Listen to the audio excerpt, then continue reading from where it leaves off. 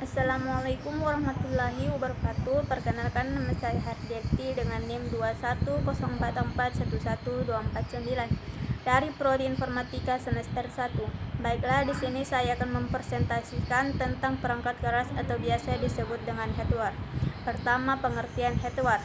Hardware adalah semua bagian fisik komputer dibedakan dengan data yang berada di dalamnya atau yang beroperasi di dalamnya, dan perangkat lunak yang menyediakan instruksi buat perangkat keras untuk menyelesaikan tugasnya. Macam-macam perangkat keras atau hardware. 1. Monitor. Monitor ini berfungsi sebagai alat output yang tempat untuk mengeluarkan hasil proses yang dilakukan oleh komputer berupa informasi yang dibutuhkan oleh pemakai komputer. 2. CPU berfungsi sebagai pengendali proses kinerja komputer, dengan kata lain yaitu sebagai tempat mengatur semua instruksi program pada komputer dan sebagai pengolah semua aktivitas kinerja di dalam komputer. 3.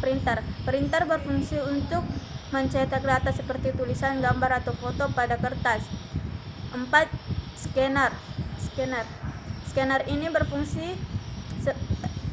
Scanner ini seperti mesin fotokopi dan berfungsi untuk mengcopy data objek dan dipindahkan ke dalam memori komputer, dan hasilnya dapat dilihat pada monitor komputer. 5. Mouse berfungsi untuk menunjukkan posisi kursor atau pointer pada layar komputer secara cepat. 6. Keyboard berfungsi untuk mengetik atau memasukkan huruf, angka, karakter khusus serta melakukan perintah-perintah untuk menyimpan file dan membuka file.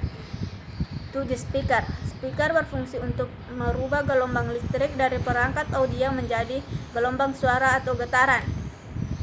8. Modem berfungsi alat komunikasi dua arah, dan seperti ini lebih digunakan untuk menghubungkan komputer ke jaringan internet. 9. Stabilizer berfungsi untuk menstabilisikan tegangan listrik apabila voltas listrik turun. 10. Hard disk berfungsi untuk menyimpan data komputer dan menyimpan operation system atau OS serta sebagai alat booting komputer. 11. RAM atau modul memori. Fungsi RAM adalah sebagai perangkat yang menyimpan proses kinerja komputer untuk sementara, sehingga membuat akses data yang sama lebih cepat. 12. Power supply berfungsi sebagai penghantar arus listrik, kontrol voltage pada perangkat keras komputer. 13. Kabel data berfungsi untuk mengirim data atau menerima data komputer. 14. Kabel VGA untuk menampilkan output atau hasil pengolah data komputer dan selanjutnya bisa dilihat di layar monitor. 15. Fan atau kipas berfungsi sebagai pendingin perangkat komputer seperti prosesor dan hard disk. 16. LAN card berfungsi untuk menghubungkan antara komputer satu dengan yang lainnya dalam jaringan LAN. Motherboard berfungsi sebagai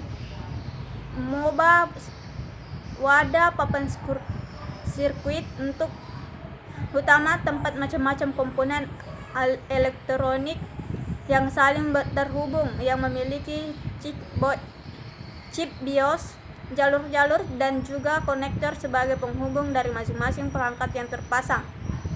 18. Prosesor berfungsi untuk merespon atau mengolah segala instruksi yang menghidupkan komputer. 19.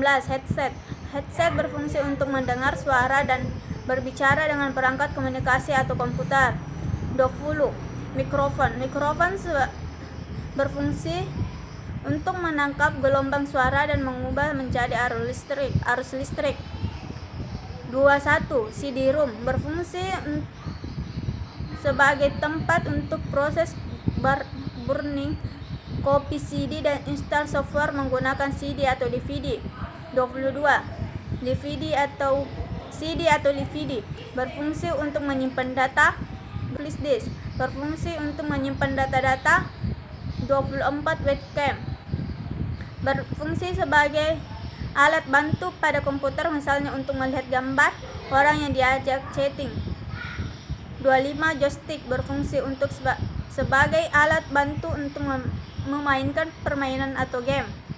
26 video adapter atau GPU berfungsi sebagai penghubung alat proses data dengan peralatan output berupa layar monitor, dan juga dapat memaksimalkan fungsi layar sehingga dapat menampilkan grafis dalam resolusi dan kualitas warna yang terbaik, dan juga dapat mempercepat kinerja software operation system. 27 sound card sebagai fungsi sebagai penghubung output audio ke speaker, penghubung input suara ke komputer melalui mikrofon. 28 UPS untuk menyimpan atau menyediakan arus listrik tambahan.